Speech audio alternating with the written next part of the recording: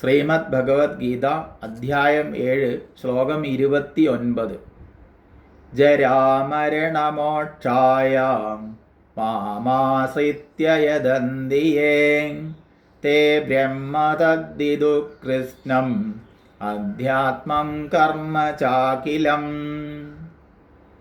യാവരാണോ എന്നെ ആശ്രയിച്ച് ജരാമരണമോക്ഷാർത്ഥം പരിശ്രമിക്കുന്നത് അവർ തത്പദാർത്ഥമായ ബ്രഹ്മത്തെയും അധ്യാത്മത്തെയും കർമ്മത്തെയും പൂർണ്ണമായും അറിയുന്നു.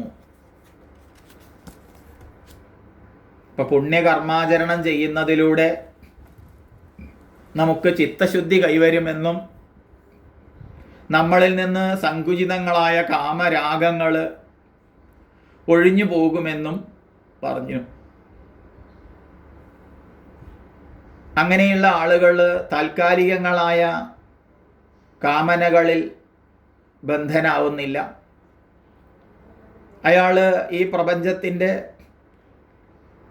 അനിത്യത്തെക്കുറിച്ച്, നശ്വരതയെക്കുറിച്ച്, നിത്യമായ സദധിഷ്ഠാനത്തെക്കുറിച്ചുമൊക്കെ ബോധവാനാകുന്നുണ്ട്. അയാൾ സംസാരത്തിലെ നിവൃത്തിയെക്കുറിച്ചാണ് അന്വേഷിക്കുന്നത്, പ്രവൃത്തിയെ അല്ല. ചിലരൊക്കെ പറയാറില്ലേ, അറിയാതെ ആണെങ്കിൽ പോലും ജീവിതത്തിൽ പല വിഷമങ്ങളും പ്രശ്നങ്ങളും വരുമ്പോൾ ഒരു നെടുവീർപ്പെന്നോണം ചോദിക്കുന്നത് കേൾക്കാം, എന്താണ് ഭഗവാനെ ഇതിൽ നിന്നൊരു നിവൃത്തി എന്ന്. അതിൻ്റെ അർത്ഥം അവർ പ്രവൃത്തരാണ്, നിവൃത്തി അന്വേഷിക്കുന്നു എന്നാണ് അർത്ഥം. പക്ഷെ അന്ധകരണശുദ്ധി വന്നവർക്ക് ആ നിവൃത്തിക്കായിക്കൊണ്ട് വേണ്ട വിധത്തിൽ പ്രവർത്തിക്കാൻ സാധിക്കുന്നുള്ളൂ. അതുകൊണ്ടാണ് ഇവിടെ ജരാമരണമോക്ഷായ എന്നുള്ള ശബ്ദം പറഞ്ഞത്. അത് ഉപലക്ഷണാർത്ഥം എടുത്തിട്ട് ജന്മ, മൃത്യു, ജര, രോഗ, ദുഃഖങ്ങളെ ഒക്കെ എടുക്കാം. അതായത് ഈ സംസാര ജീവിതം എന്നുള്ളത് ആദ്യന്തം ദുഃഖഭൂയിഷ്ടമാണ്. സംസാരം എന്ന് കേൾക്കുമ്പോൾ അതിലെന്തോ ഒരു സാരമുണ്ട് എന്നൊക്കെ നമുക്ക് തോന്നിപ്പോകും. പക്ഷെ അതിലേക്ക് പ്രവേശിക്കുമ്പോഴാണ് നമുക്ക് മനസ്സിലാവുക ഇതിലൊരു സാരമില്ല, സംസാരമേവ നിസ്സാരം എന്ന്. അതുകൊണ്ട് തന്നെ ഈ ദുഃഖങ്ങളിൽ നിന്നുള്ളൊരു മോചനമാണ്, വിമുക്തിയാണ് തൻ്റെ ജീവിത ലക്ഷ്യമെന്ന് അന്ധകരണശുദ്ധി വന്നവർ വിചാരിക്കുന്നു. എന്നാൽ പരിമിതങ്ങളായ ആഗ്രഹങ്ങളോട് കൂടിയവരെന്ത് ചെയ്യുന്നു? അവർ പല പല ദേവതകളെ ഭജിച്ച് അതിൻ്റെ പിന്നാലെ കാര്യസാധ്യത്തിനായിക്കൊണ്ട് പരക്കം പായുന്നു.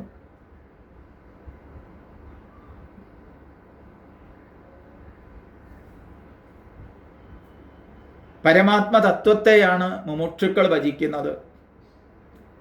ഈശ്വരൻ പലതുണ്ടെന്നുള്ള ഭ്രമത്തിൽ അവർ പെട്ടുപോകുന്നില്ല.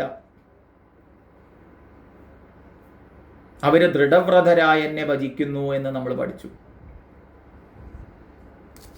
അങ്ങനെ ഏകമായ ആ പരമമായ സത്യത്തിൽ നിന്നും തീർത്തും സമാഹിതമായ ചിത്തത്തോടെ സംസാരത്തിൽ നിന്നുള്ള പരിപൂർണമായ മോചനത്തിന് വേണ്ടി പരിശ്രമിക്കുന്നവർ അവർ ബ്രഹ്മത്തെ അറിയുന്നു, അല്ലാത്തവരറിയുന്നില്ല. കൈവല്യോപനിഷത്തിൽ പറയുന്നത് പോലെ ജ്ഞാത്വാ തം മൃത്യുമത്യേതി നാന്യപന്ഥ, അവനെ അറിഞ്ഞിട്ട് മരണത്തെ അതിക്രമിക്കുന്നു, വേറെ വഴിയില്ല. ശ്വേതാശ്വേതരോപനിഷത്ത് പറയുന്നുണ്ട്, വിദിത്വാദി മൃത്യുമേതി, അറിഞ്ഞിട്ട് മരണത്തിനുപരി എത്തുന്നു, അറിയാതെയല്ല. നിജായതം മൃത്യുമുഖാത് പ്രമുച്യതേ എന്ന് കഠോപനിഷത്ത് പറയും, അതിനെ സാക്ഷാത്കരിച്ചിട്ട് മരണമുഖത്തിൽ നിന്ന് മുക്തനാകുന്നു. ഇതൊക്കെ സൂചിപ്പിക്കുന്നത് ആ പരമമായ സത്യത്തെ അറിയലാണ് ജീവിത ലക്ഷ്യം എന്നാണ്. ആ അറിയലിനെയാണ് മോക്ഷം എന്ന് പറഞ്ഞത്. ഇപ്പൊ ബ്രഹ്മത്തെ അറിയുന്നതിലൂടെ സംസാര ക്ലേശങ്ങൾ ഉണ്ടാവുന്നില്ല. ഇവിടെ ബ്രഹ്മത്തെ അറിയുന്നു എന്നുള്ളത് കൃഷ്ണം എന്നുള്ള വിശേഷണം പ്രയോഗിച്ചിട്ടുണ്ട്. കൃഷ്ണൻ എന്ന് പറയുമ്പോൾ സംശയരഹിതമായി അറിയുന്നു, സംശയത്തോടു കൂടിയല്ല, ഇതോ അതോ എന്നല്ല. തന്നിൽ താനായും സർവത്തിലും അതായും നിലകൊള്ളുന്ന പരമമായ ചൈതന്യം തന്നെയാണ് ഈശ്വരൻ എന്ന് അറിയുന്നു. അതാണ് നിർഗുണവും നിരാകാരവുമായും സഗുണവും സാകാരവുമായും എല്ലാമായിട്ട് പ്രകാശിക്കുന്നത് ആ ഏകമായ സത്യം തന്നെയാണ്.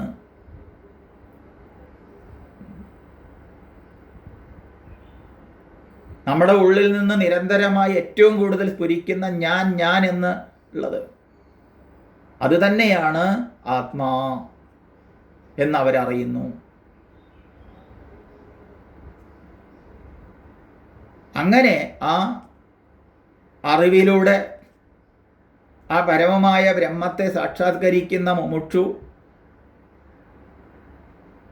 ബ്രഹ്മം, അധ്യാത്മം, കർമ്മം ഇതിനെക്കുറിച്ചൊക്കെ ബോധവാനാകുന്നു. എന്നിട്ട്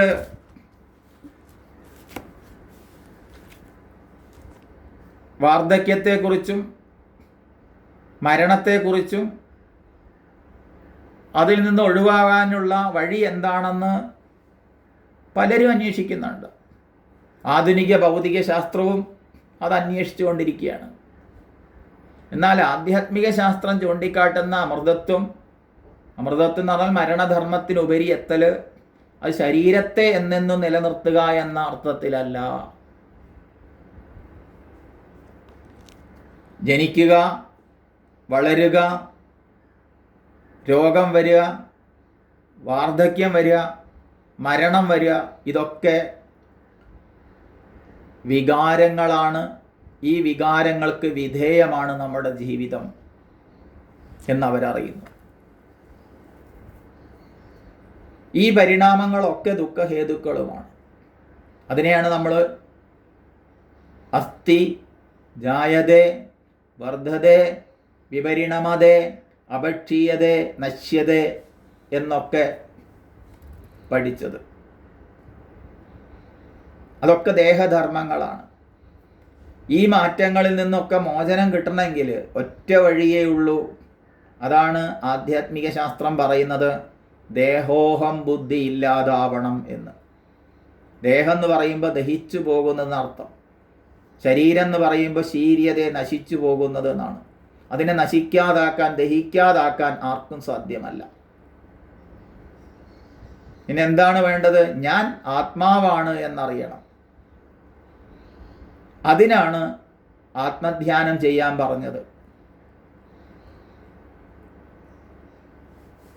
അപ്പൊ ജരാമരണങ്ങൾ എന്നുള്ളത് കൊണ്ട് സൂചിപ്പിച്ചത് ദേഹധർമ്മങ്ങളായ സർവവികാരങ്ങളെയും ആ വികാരങ്ങളിൽ നിന്നൊക്കെ മോചനം എന്നാണ്. ആ മോചനത്തിന് ഒറ്റ വഴിയുള്ളൂ, ഞാൻ ദേഹമാണെന്നുള്ള ബുദ്ധി മാറ്റി ഞാൻ ആത്മാവാണ് എന്ന് സാക്ഷാത്കരിക്കുക. അപ്പം ആത്മസ്വരൂപത്തെ ധ്യാനിക്കുന്ന ഒരാൾ നിരന്തരം എന്തിനെയാണോ ധ്യാനിക്കുന്നത് അയാൾ അതായിത്തീരും. അങ്ങനെ അയാൾ സത്യസാക്ഷാത്കാരത്തിലെത്തുന്നു. ഈ ആത്മാവ് എന്ന് പറയുന്നതും ബ്രഹ്മം എന്ന് പറയുന്നതും രണ്ടല്ല. വ്യഷ്ടി ചൈതന്യത്തെ ആത്മാവാണെന്ന് പറയും, സമഷ്ടി ചൈതന്യത്തെ ബ്രഹ്മമെന്നും പറയും. ഇത്രയേ ഉള്ളൂ. അപ്പോൾ ആത്മജ്ഞാനം എന്ന് പറയുന്നത് ബ്രഹ്മജ്ഞാനം തന്നെയാണെന്നർത്ഥം. ഏതൊരു പരമമായ സത്യത്തെയാണോ എന്നിൽ ആത്മാവായി വിളങ്ങുന്നത് അത് തന്നെയാണ് എല്ലാവരിലും വിളങ്ങുന്ന ബ്രഹ്മം എന്ന സത്യം എന്ന് അയാൾ ആത്മധ്യാനത്തിലൂടെ സാക്ഷാത്കരിക്കുന്നു. അപ്പം ഞാൻ ബ്രഹ്മത്തെ അറിയുന്നു, തേ ബ്രഹ്മതദ്ദിതു. ബ്രഹ്മസാക്ഷാത്കാരം നേടിയ മഹത്തുക്കൾ ലോകവ്യവഹാരങ്ങളിൽ പാപ്പരാവുന്നില്ല. അയാൾക്ക് അതിലേറെ അയാൾക്ക് ഈ ലോകവ്യവഹാരം എന്തൊക്കെയാണെന്നറിയാം. പക്ഷെ അതിൽ ബന്ധിക്കപ്പെടുന്നില്ല അയാൾ.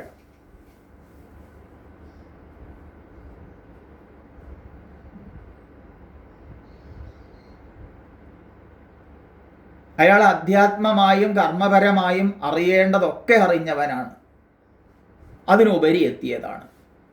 അതുകൊണ്ട് പോയ വഴിയൊക്കെ അയാൾക്ക് അറിയാം. ഇപ്പം ലോക മനഃശാസ്ത്രം അറിയുന്നവരും സ്വന്തം മനസ്സിനെ വേണ്ടവണ്ണം നിയന്ത്രിക്കാൻ കഴിവുള്ളവരുമാണ് അവർ. അങ്ങനെയുള്ളവരാണ് ബ്രഹ്മജ്ഞാനികൾ.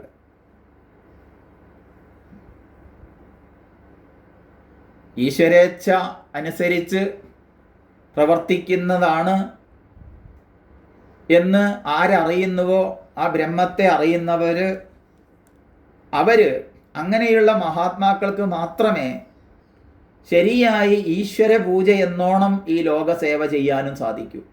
അല്ലാത്തവരൊക്കെ ഇങ്ങോട്ട് എന്ത് കിട്ടും എന്ന് വിചാരിച്ചാണ് അങ്ങോട്ട് ചെയ്യുന്നത്. എന്നാൽ ശരിക്കും തൻ്റെ ജീവിതം എന്നുള്ളത് ഈശ്വര പൂജയാണ് എന്നുള്ള ഭാവത്തിൽ ശരിയായ ഈശ്വര പൂജ, ലോകസേവ, അത് ചെയ്യാൻ ഈ ബ്രഹ്മജ്ഞാനികൾക്ക് കഴിയുന്നുള്ളൂ. അതായത് എല്ലാം അറിയുന്നവനും എന്തിനും കഴിവുള്ളവനുമാണ് ബ്രഹ്മജ്ഞാനി എന്ന് പറഞ്ഞുകൊണ്ടാണ് ഈ അധ്യായം ഉപസംഹരിക്കുന്നത്.